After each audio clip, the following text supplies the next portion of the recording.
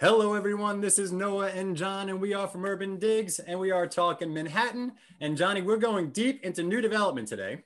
Yep. I don't know if you got any thoughts on that, but we got Shlomi Reuveni here of Reuveni Real Estate. Well, I'll tell you my thoughts on that, Noah. We had Shlomi on about a year ago, and it was one of our top podcasts. We had so many questions after that. I think Shlomi was just hitting nails on head left and right. So I'm hoping we have a repeat performance today. Yeah, well, I mean, it's rare to get someone like that with me, so let's go. Yeah. Let's not waste it. That's him right down there, by the way, everybody. We're just talking about here. But Shlomi, let's get right into it. What's going on in the new development sector in Manhattan? Please tell us. Well, it depends because Manhattan is a big area, and right now the market is all about submarkets. It's very difficult to apply general observations even because it's all about submarkets. In other words, new development in the West Village is doing extremely well. Certain new developments on the Upper East Side in the past few weeks, namely the Benson, Mickey Naftali's project, are doing very well. 301 East 80th, where we haven't seen any transactions in a very long time, in the past few weeks is showing a slew of transactions, over $5 million in a location that we never thought possible at a price per square foot. That's very high. Certain other areas are not doing so well. I mean, if you look at the First, Second, Third Avenue corridor on the Upper East Side, the 301 East 80th is just sort of an abnormal situation when it comes to absorption with other projects. You're not seeing that everywhere. So it really depends on a product and it depends on a location. Overall, absorption is not as high and where it should be. We're definitely seeing challenges in the marketplace. It takes longer to sell. Negotiations are very, very aggressive. Deals fall through more than deals are being made. Everybody's expecting the world. Everybody and their broker is expecting the world. And it's a tough market. Whether you're selling, the majority of transactions in the city right now, between 85 and 90% of all transactions in Manhattan are under $3 million, right? 75% of all transactions are under $2 million. 50% of all transactions are under $1 million. Now, that's not just condos, it's co-ops as well. Mm-hmm. But the majority of the transactions are, at a lower price point. And when you look at product, call it a 1-bedroom, a 2-bedroom apartment, or a small 3-bedroom apartment that's 1,400 to 1,500 square feet, in new developments, that kind of product exists everywhere. You can find it in a financial district, you can find it in Hell's Kitchen, you can find it in Nomad, or on the Upper West Side. Right? So unless a buyer is very specific about where they want to live, and these days it's not as specific as it used to be in terms of a neighborhood, especially for the 1 and 2 bedroom units, you could look in a financial district just as well as you could look in Murray Hill or in West Chelsea. And you could live anywhere because you don't have that issue of a specific neighborhood, maybe because of schools or because of even work, right? So what you're doing is you're looking for the best deal possible. And there's a lot on the market. If you're looking for a 2-bedroom apartment around $2.5 million or anywhere between 2 and 2.5, $2,000 a foot per Schedule A pre-COVID, there's a lot of inventory on the market. So as an educated consumer in today's market, you just go around and you shop, mm-hmm. And you put in aggressive offers. And that's a challenging condition. Now, if you're in the market for something a little more substantial in terms of price point, and it's in your ability to spend $10 to $20 million, and you have a family with kids, and you want a very specific neighborhood, that's where it's a little more challenging as a buyer, because in certain areas, there's actually lack of inventory. So what we've seen, for example, I have a project in the West Village that's been doing very, very well in the past few months called 90 Morton. We have very large units. It's a beautiful conversion with very boutique, very high-end, outdoor spaces and great amenities. And that type of a product today is doing extremely well. There's a lot of demand for it from local families who were sitting on the sidelines in the past few years and did not buy because prices were just too high, who are committed to New York. Their kids go to school here, they work here, and they believe in the future of New York. They have cash. They haven't been affected by COVID financially. In fact, they might have done really well during COVID. Wall Street has been very kind to a lot of people. And now they can get great deals. Everything is negotiable regardless of where your project is. And you can get a much better deal today than you could have a year ago. And they're purchasing. Right. The Upper East Side, I mentioned Mickey Naftali's building. That may be an outlier for the Upper East Side. but that's doing incredibly well. Mm-hmm. That sold a bunch of units that they just reported recently. The penthouse at $35 million. According to Mickey, they're not negotiating much. I believe that for that location, for that project, for that unit mix and design, because right now that's the demographic that's looking, that's the demographic with cash, and they are purchasing today. So that's doing extremely well. But there aren't too many projects like that in a city, and overall absorption is very low, and conditions are very challenging, and a developer has to be very creative with how they negotiate, and hopefully they have the right representation, because it's all in a negotiation, it's all in a representation today, and things are very emotional and very sensitive with buyers. Anything can kill a deal in a second. Right. It honestly, it sounds a lot like 2009, when not only could things kill a deal in a second, but deals were just hard to have to begin with. And I'm just curious, how does today's market compare to 2009 at the peak of the crisis? So that's a great question, and that's exactly what people who had been in that marketplace are doing the comparison. I think the first few months of COVID, I would say March 15th. By the way, today is the anniversary. March 15th, 2020 was the last day of normal operations pre-COVID. That's when the city shut down, and today is 9 months later. The first few months were dead. I mean, there was nothing going on. It wasn't just lack of activity. It was tremendous fear when it comes to the economy, when it comes to the vaccine and the virus itself. I would compare that possibly to 6 months after September 2008, where we were sitting there facing the abyss, not knowing where the world was going. Right? Things were just dark. The main difference between now and then is that there was no capital back then. There was no money on the street. You couldn't borrow to do anything. You couldn't borrow to do a new development project. Today, you can still get money from a bank. It might be more difficult, but there's a lot of money on the street. There was no capital back then. The main difference that I see as a concern is, how long is this going to last? Because we came out of it fairly quickly in 2009. I mean, late 2010, we kind of, we were out of it, and things just started to escalate at that point.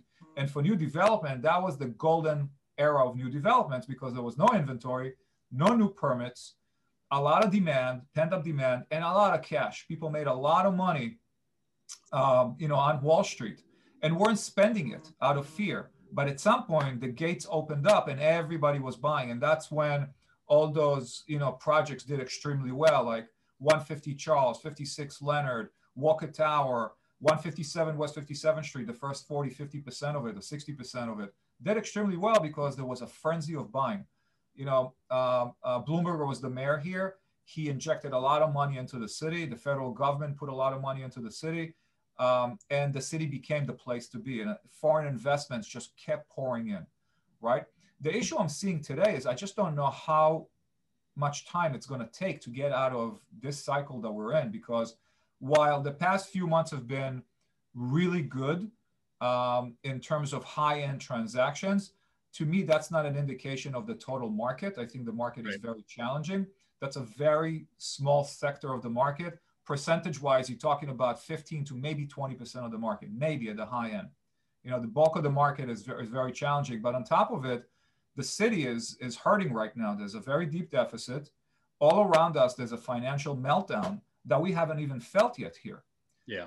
Yeah. And I think 2021 is I think a lot of people are expecting 2021 to kind of be that again, the tsunami came in, and now we're just going to see the devastation around there. But Shlomi, I want to ask you a quick question. When I think back to 2000, before the great financial crisis, the seeds that were being sown before 2005, 2006, 2007, 2008, right? If I recall, and correct me if I'm wrong, there was not, even with the new development boom, there was not a lot of inventory back then with new developments. That's right. Well, in 2005, there wasn't, because 2005 is when we sort of like the new development world kind of started. 2004, 2005, and then started to escalate, and then leveled off, and then there was an explosion in 2008. Right. And then there was no inventory at all when we were coming out of 2008, and that's what drove the success of new developments. But today, if you point to that, today there's more pipeline of projects. You're right. There's right. So from a supply standpoint, I mean, it's got to be one big difference from a supply standpoint. But I mean, I'm just wondering though, because you mentioned some of these buildings are selling, some of them are not selling, some of them are spotty. I mean, buyers want to put a broad stroke on everything. They want to put every single building into a category of new development and just assume that everything's down 15, 20%, right? That's what they're kind of thinking in their head. You are clearly telling us that is not the case. But in terms of inventory out there, you're telling me that some people are some people going to hold back units? Are some people going to convert units? I mean, when I think of inventory out there, is it not really 100% that's going to be for sale? Because I think that question is, I think it's very different from one developer to another, one capital stack to another. It all depends on where you are in the process. Right. If you just started a project and you're in construction and you fully financed, you're going to move forward because there's nothing else for you to do. You're not going to stop, and you're going to hope for a better day in 2 years. And hopefully by then the cycle gets better for you and you can sell and you can absorb, right? And in the meantime, money is coming in and you're working the project. Now, if you're 60, 70% sold and you paid off your bank and what you're sitting on right now is profit, then do whatever you can with it, whatever you want with it. You can possibly refinance your inventory. You can rent some of it and try to sell other inventory, or you can hope for a better day and maybe sell it at a later point. You may not have so much pressure and stress on you in terms of your lenders. If you're 20% sold, 30% sold, at some point, while the banks right now are still trying to work out things with their developers, at some point, if this goes on, longer, the bank is going to come down knocking. And then what, right? You can only kick the can to a certain point. And at that point, which is, by the way, it's what a lot of very smart, aggressive capital is looking for right now. They're looking for those deals that will go back to the bank. Now, those banks may not be able to service those projects. Banks are not in the real estate business necessarily.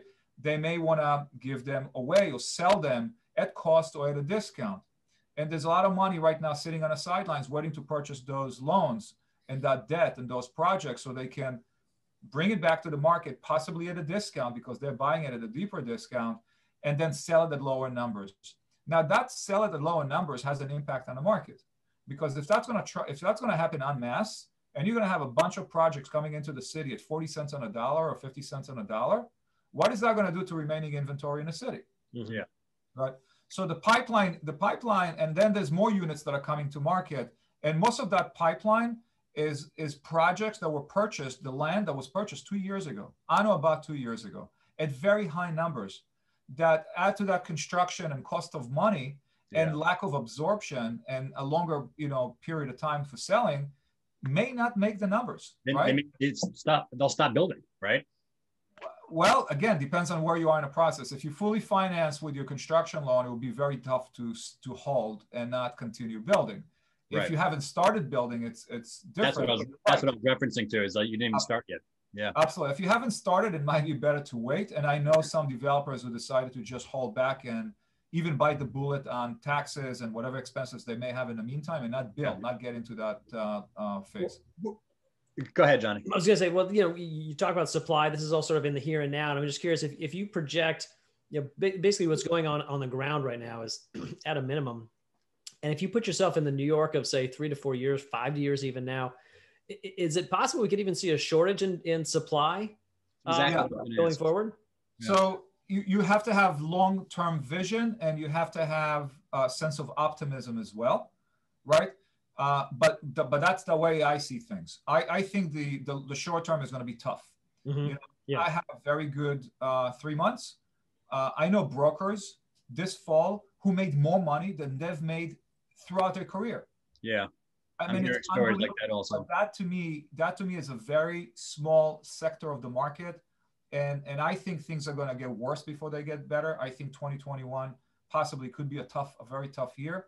But my projections are already on, past that. And what's going to happen once we get absorption, once we get back to normal. And at that point, I think there will be shortage of inventory, just like we saw in 2010 and 11. And then the market will shoot up again, and there'll be a reset of pricing. New inventory is going to come in, and the whole cycle is going to start again. A big element to that, a big part of it, is local government. Who are we going to get as mayor next year? What are the policies going to be like? Because what has been hindering us even before COVID, it has been the new laws that came out here that is just killing the industry. Killing the industry. Yeah, the rent regulation, the SALT deductions, we've had LLCs, we've had a whole number of policy changes that has affected this market since 2015.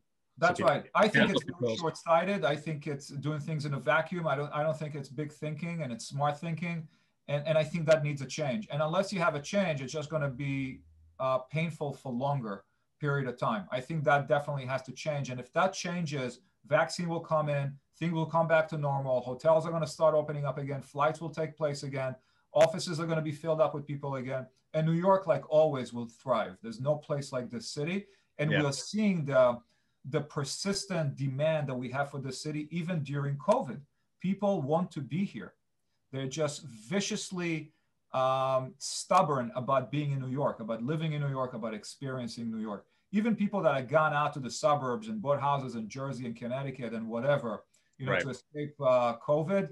I know a lot of people are coming back to the city now. They don't want to be out there. They want to be in the city. And I'm sure if you're a buyer, you're recognizing this. You're probably feeling it. I mean, but Shlomi, listen, we got a lot of buyers out there, and we got a lot of brokers that represent buyers out there. I'm going to put you on the spot, okay? If you just had to even look at deals that you're doing or deals that, I know you're in some higher end price points and stuff like that. Could you give an idea to these guys approximately? Are concessions going the other way now? Because I mean, concessions were big time in buyers' favors a few months ago. Are they starting to regress back to normal? But what is their negotiability around, if you can give us an idea? Of course. So let me take out all the outliers in the marketplace and not focus on those projects that are doing better than others with more absorption, less negotiability, and less incentives, right? I think throughout the market right now, to be a buyer with cash is an excellent position. And you should negotiate as aggressively as possible. It just conditions in the marketplace. Sellers and developers need to unload inventory. And yeah, you can be aggressive. What's aggressive? I'm definitely seeing concessions. And concessions could be transfer taxes or mansion taxes, could be common charges or taxes, or real estate taxes. And it could be price drops. Now, every developer, if we're talking about new developments, every developer has a threshold for where they can go. And it has to do, it's not that they can just do this and reduce prices, even if they wanted to. They have lenders, they have partners, there are thresholds. So some developers may only be able to do 7 to 10%. Some developers may be able to go 15 to 20%. All depends on their basis, depends on their capital stack positioning, and depends on their lenders. So as a buyer, you should look at a lot of inventory. You should do your homework, do your due diligence, look at comps. Use a smart broker who knows how to negotiate for you, because a lot of times, many of the brokers could kill deals for a developer, could kill deals for a buyer as well. The negotiability aspect and the representation here is extremely important. As a broker, you got to be in touch with the person representing a project. You have to understand where the thresholds are, and you have to be smart about managing the process for your buyer. Now, as a buyer, if you do find something that you like, this is not just an investment. It's always an investment when you buy real estate. But you're buying for yourself, you're buying for your family, right? There is an emotional attachment there as well. If it isn't, it's just black on white, then you buy whatever, the most aggressive deal. But if you find something you like because of location and it becomes your home, or because of proximity to school or to work and becomes your home, there is added value that goes beyond just the price itself. But you should negotiate hard, because you can get amazing deals today. Yeah, and I think that's one of those. Yeah, sorry, I didn't mean to step on your toes there, no, but tell me, that was one of the points you made last year, which is that a smart broker is going to basically negotiate on everything, and that's the difference between the good brokers and the great brokers. Is the great brokers realize that all of these things are different negotiating lines that they can go from. So I don't know if you have any more information on what you can pass on to sort of buyers out there in terms of advice on the bid side, just in terms of overall new devs that may not be doing so well. I mean, is there a certain point that they should put in their mind, like a number that they can say, all right, well, maybe it's 15% or anything like that? Or I think it's reasonable in a marketplace today to look at anywhere between 7 to 15%. It's what I'm hearing from developers. It's what I'm hearing from brokers, and what I'm hearing from buyers as well. Now, could it be that some projects cannot negotiate past a certain point? That's maybe 5 to 7%? Sure. Or not willing, because the demand for their projects is good and they have limited inventory and they have the patience to wait. And some projects will possibly negotiate even deeper. It's worth asking, right? But be respectful of the process and be respectful of your buyers as well. and try to understand, in the brokerage community, you work for your buyer. Your fiduciary responsibility here is not for yourself. It's for your buyer. I'm seeing a lot where, you know, I'll give you an example. I'm not going to come and show you a project if you don't pay me X. All right. That's not working on behalf of your buyer. That's not working in the best interest of your buyer. If you choose not to show something to a buyer, not because you think it may not work for them, but because you're not going to make enough money on this deal, that is not dealing in an ethical way. I don't think, right? There's always a smart way to negotiate a good deal for yourself. Depends on how you present it and depends on who you talk to. You got to be respectful of the process. This is challenging conditions and challenging times. I can tell you, I've been a broker since 1986. I know brokers very well. I think like a broker. I am a broker, even though I own my company. I can tell you, like I said before, some brokers have made the most money that they've ever made in the industry. Some brokers have had the worst year that they've ever had in the industry. A lot of brokers out there are not making money at all. You know, so it's very emotional and it's very, very difficult. And when you're under these conditions, you see the best and the worst in people, buyers, developers, and also brokers. But you got to respect the process and you got to respect our industry. Yeah, I like that you say that. And I hope buyers really understand that just because you think the market's down 15, 20%, or just because you hear Shlomi talk about a high end of a range, that doesn't mean one specific building and one specific product is going to agree to those terms. And if they don't, that's their prerogative. And that's not something to get all crazy for. You move on. You can try. You're hearing it from the horse's mouth. You try. There are some aggressive deals out there, but be respectful. So I think that's great advice. Listen, our time is up. John, any last words for Shlomi? No, Shlomi, I'm just curious. You know, one of the things you mentioned, you know, last year was that it was sort of a less of an incentive for people to go out and start purchasing new developments now. And I'm curious, you know, what the incentives might be now, aside from just a great deal. What does the buyer, you know, what does a condo buyer get in exchange for getting that new development versus getting sort of a resale condo that was maybe built in, say, 85? So look, you can get a resale today, I think, in any part of the city, stuff that was built in late 80s or early 90s for like $1,300 a foot, right? Usually that product is dated. 8-foot ceilings, 8.5-foot ceiling, PTAC units, smaller windows, work that you might have to do, it's dated, right? It makes a big difference between something like that and a brand new product. It's always sexier, it's cleaner, it's fresher. The technology might be better in terms of smart home technology, definitely better technology in terms of windows and your mechanical system. There's a premium to pay for that. Mm-hmm. If I were a buyer today and I didn't care about that, I would definitely buy a resale, right? If I can get something for $1,200 a foot, where a new development may cost me $1,800 a foot after negotiations, that's $600 a foot, you know, on 2,000 square feet is a lot of money, right? So if I don't care for that, I would either buy that or go into a co-op where I can get something for even less, different ownership structure. But if I want something new, and I'm thinking about the next 10 years as well, then I'll probably end up in a new development. And I'll just be smart about what new project I go into, and I'll try to negotiate the best possible deal for myself. And there are deals out there. That's really... right. I don't want to drag this out too far, but I think it's a great point. I'm just curious, you know, what would it cost to get sort of that late 80s, early 90s resale condo on par in terms of a price per square foot basis, on par with a new development? I mean, in terms of construction costs, is it $200-300 a square foot basically? I mean, what's the real difference in value here? Well, I mean, you can take a 2,000 square foot apartment that's completely dated, and if you want to build that up, you might be looking at about $300 to $400 a foot in renovations, right? Depending on your infrastructure and what you're doing in terms of mechanicals. The problem is that a lot of these type of buildings do have like PTAC units, and PTAC unit may not be what you want to be living with right now. And who wants to go through the work and the time? And it always ends up costing more at the end. Opportunity cost too of living somewhere else too. Yeah. Right. The beauty about today's market is that you can get excellent product for a reduced discounted price. Yeah. Excellent product. And you will probably want to end up with something that's going to last a while if you look at it as an investment into the future. It's an unbelievable opportunity.